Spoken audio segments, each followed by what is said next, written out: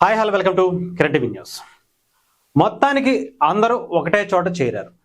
ఇదే కొన్ని ఫోటోలు చూస్తుంటే అర్థమవుతున్నటువంటి పరిస్థితి. జగన్మోహన్ రెడ్డి గారికి అంటే దాదాపు 30 కేసులు పైగా ఛార్జ్ షీట్లలో A1 ముద్దాయిగా, A2గా, A3గా ఉన్నటువంటి వ్యక్తి కోర్టుకు వెళ్ళటానికి, కోర్టుకి వాయిదాలకి హాజరవటానికి ఆయనకి టైం ఉండదు. కానీ పెళ్ళిళ్ళకి, పేరంటాలకి, పబ్బాలకి మాత్రం, లేదంటే ఇతర దేశాలకు వెళ్ళి ఎంజాయ్ చేయడానికి మాత్రం టైం ఉంటుంది. అసలు అలంకా ప్యాలెన్స్ నుంచి బయటకు వచ్చి ఇంటి పైనో కిందో ఈ దేశం అంతా కూడా రిపబ్లిక్ డే చేసుకుంటుంది, లేకపోతే స్వతంత్ర దినోత్సవం ఆగస్టు 15th చేసుకుంటుంది. ఈ రెండింటికి సంబరాలు జరుపుకుంటుంటే జగన్మోహన్ రెడ్డి గారి ఇంటి దగ్గర మాత్రం ఇలాంటివి జరగవు. అధికారంలో ఉన్నప్పుడు, లేదంటే అధికారం రావడం కోసం కొంత దేశభక్తిని చూపిస్తారు తప్ప మనకు అది అవసరం లేదు అనుకుంటే దాని జోలికి కూడా వెళ్ళరు జగన్మోహన్ రెడ్డి గారు. అందుకే కనీసం ఇంటి బయటకు వచ్చి పైకి వెళ్ళి జెండా ఎగరేయటానికి కూడా ఆయనకి టైం రాదు. కానీ లేదా బయటకు వచ్చి జెండా ఎగరేయటానికి కూడా టైం ఉండదు. కానీ ఇలా పెళ్ళిళ్ళకి, పేరంటాలకి మాత్రం 2 రోజులు 3 రోజులు అక్కడ ఫ్యామిలీతో గడిపి ఎంజాయ్ చేయటానికి ఉంటుంది. ఇకపోతే మొత్తానికి అందరూ ఇక్కడ కలిశారు అని అంటున్నాను కదా, అదేంటో ఒక్కసారి చూపిస్తాను. ఇవాళ వైఎస్ఆర్సీపీకి సంబంధించి వాళ్ళ వెబ్సైట్లో చెన్నైలో వైఎస్ సునీల్ రెడ్డి గారి, అంటే వైఎస్ జగన్మోహన్ రెడ్డి గారి పెదనాన్న జార్జి రెడ్డి కుమారుడి వివాహానికి హాజరైన వైఎస్ జగన్మోహన్ రెడ్డి గారు, ఆయనకు సంబంధించినటువంటి కుటుంబ సభ్యులు.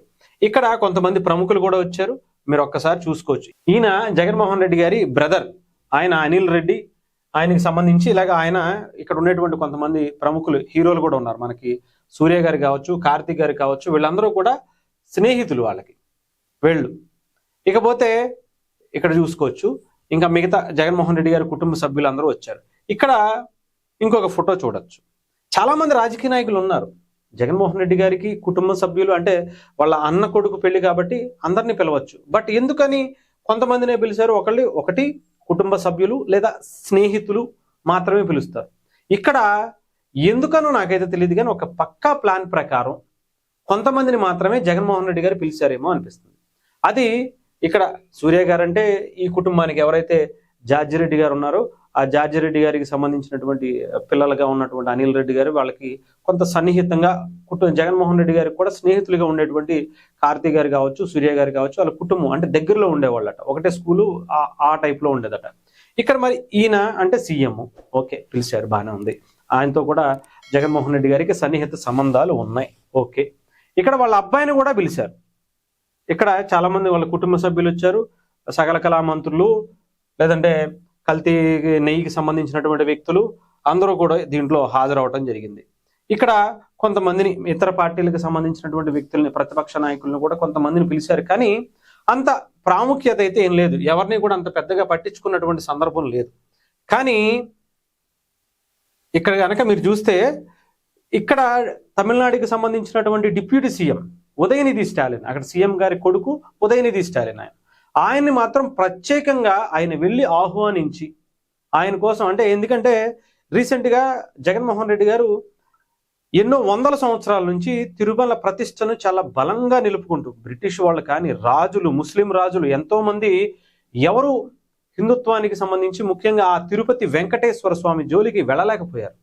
కానీ జగన్మోహన్ రెడ్డి గారు వెళ్ళి ఎలాంటి దారుణమైనటువంటి కల్తీని చేశారు. కల్తీ అని కూడా చెప్పకూడదు, కెమికల్స్తో కూడినటువంటి, రసాయనాలతో కూడినటువంటి రసాయనాన్ని వాడి లడ్డూని తయారు చేసి హిందూ దేవుళ్ళని, హిందూ మతాన్ని, హిందూ భక్తుల్ని అవమానపరిచారో మనందరికీ తెలుసు. ఎందుకంటే బ్రిటిష్ వాళ్ళు చేయలా, అంతకు ముందు ఉన్నటువంటి ముస్లిం రాజులు కానీ, మొఘల్ రాజులు కానీ ఎవరూ కూడా ఇలాంటి పని చేయలా. కానీ జగన్మోహన్ రెడ్డి గారు చేశారు. అది ఆయన కీర్తి అనమాట, ఆయన గొప్పతనం అది.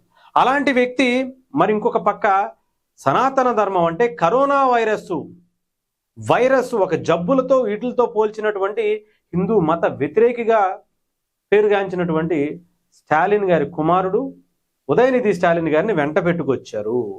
ఇక్కడ ఇగో వాళ్ళతో చక్కగా చూసారా, రావటమే కాదు స్టేజ్ పైకి తీసుకువెళ్ళి వాళ్ళతో ఫోటోలు తీపించి మళ్ళీ పంపించినటువంటి పరిస్థితి. ఇంకాస్త కొంచెం లోపలికి వెళ్తే ఇదిగో ఇక్కడ కనుక మీరు చూస్తే కొంచెం ఇదిగో ఇక్కడ చూపించేస్తానండి ఎందుకు వచ్చిందిలే కానీ. ఇదిగో జగన్మోహన్ రెడ్డి గారు. ఎవరైనా తమిళ నటుడు విజయ్ గారు. విజయ్ గారు కొత్తగా రాజకీయ పార్టీలోకి వచ్చారు. వచ్చిన తర్వాత ఆయన కూడా ఒక టైప్ ఆఫ్ రాజకీయం చేస్తున్నారు. అది కూడా ఒక మతానికి ఇంకొక దానికి వ్యతిరేకంగా చేయాలనేటువంటి కుట్రని ఈయన్ని కూడా దాంట్లో భాగం చేయాలనేటువంటి ప్లాన్ ఏమన్నా వేస్తున్నారేమో అనిపించింది. అంతేకాదు వీళ్ళందరూ కూడా ఎవరెవరిని మాత్రమే పిలిచారో మీరు ఒక్కసారి ఆలోచించుకొని దాన్ని బట్టి జగన్మోహన్ రెడ్డి గారు ఒక బలమైనటువంటి ప్లాన్ ఏదో వేసినట్టుగా అయితే నాకు అనిపించింది. దాంట్లో భాగంగానే ఇక్కడ మీరు చూసుకుంటే కనుక విజయ్ గారిని పిలిచి, అక్కడ ఉదయనిధి స్టాలిన్ గారిని పిలిచి, ఇక్కడ వీళ్లతో పాటు ఇక్కడ కూర్చుని ఇదే వేదికని అలాంటి ఒక కూటమికి ఈయన ఏదో బ్రాండ్ అంబాసిడర్గా ప్లాన్ చేయడానికి, అంటే హిందువులకి సంబంధించి కావచ్చు, హిందువులకి మనోభావాలకు సంబంధించి కావచ్చు, తమిళనాడు ప్రభుత్వం ఏం చేస్తుందో మనం ప్రత్యేకించి చెప్పాల్సిన అవసరం. కొన్ని వందల దశాబ్దాలుగా వస్తున్నటువంటి ఆచారాలని మంటగలుపుతూ ఒక గుడి పైన దీపం వెలిగించుకోవడానికి కూడా అవకాశం లేకుండా కోర్టులకు వెళ్తే కోర్టు కూడా ఉత్తర్వులు ఇచ్చినా, వాళ్ళకి అనుమతి ఇచ్చినా కూడా దాన్ని కూడా రద్దు చేస్తూ అవసరమైతే ఆ జడ్జి మీద కూడా తిరగబడినటువంటి పరిస్థితులు వచ్చినాయి. కానీ ఇక్కడ వాళ్ళందరినీ పిలిచి జగన్మోహన్ రెడ్డి గారు సమాజానికి ఏం మెసేజ్ ఇవ్వాలనుకుంటున్నారో మనం ఆలోచించుకోవాల్సినటువంటి పరిస్థితి అయితే వచ్చింది. ఇది చూసారుగా. ఏ ఫోటోలో చూసినా ప్రతి ఒక్కరిని కూడా మీరు ఎవరెవరినైతే ఈయనకి కావాలి, వీళ్ళ మనకు అవసరం, వీళ్ళతో మనకి పని ఉంది, వీళ్ళతో మనం రాజకీయంగా వీళ్ళకి పనికి వస్తారనుకున్నటువంటి వ్యక్తుల్ని దగ్గరికి వెళ్ళి పిలుచుకుని స్టేజ్ మీదకి తీసుకువెళ్ళి ఫోటోలు దిగారు. ఇక్కడ కనిపిస్తుందా? ఇక్కడ ఇగో ఎవరైతే అవసరం లేదో వాళ్ళని మాత్రం ఇక్కడ ఫోటో చూడొచ్చు కదా మీరు, ఎవరితో కలిసి దిగారు. ఓకేనా? ఇక్కడ ఈయన అక్కడ ఒక పార్టీకి సంబంధించినటువంటి వ్యక్తే, అవసరమే అనుకున్నారేమో కానీ ఇంత అవసరం లేదు కాబట్టి ఆయన ఇక్కడితో వదిలేశారు. ఇక్కడ మాత్రమే పెట్టి, ఇదిగోండి ఇక్కడికి మాత్రమే పెట్టి వదిలేశారు.